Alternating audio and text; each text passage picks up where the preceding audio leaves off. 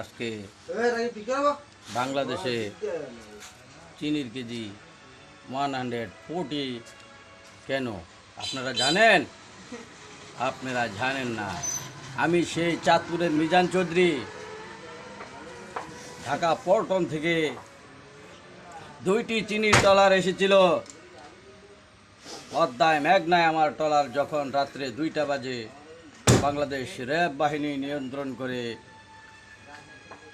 চোরাই মাল করে বলে চিনির ট্রলারগুলো আটকে ফেলল, তখন আমি ডিশ না পেয়ে আমার মাথা ঘুরে পাক দিয়ে পড়ে আমি তখন স্পিরিট বোটে আমি নিয়ন্ত্রণ হলাম।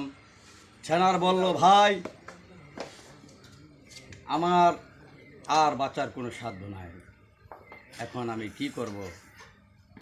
তখন সেনারকে বললাম,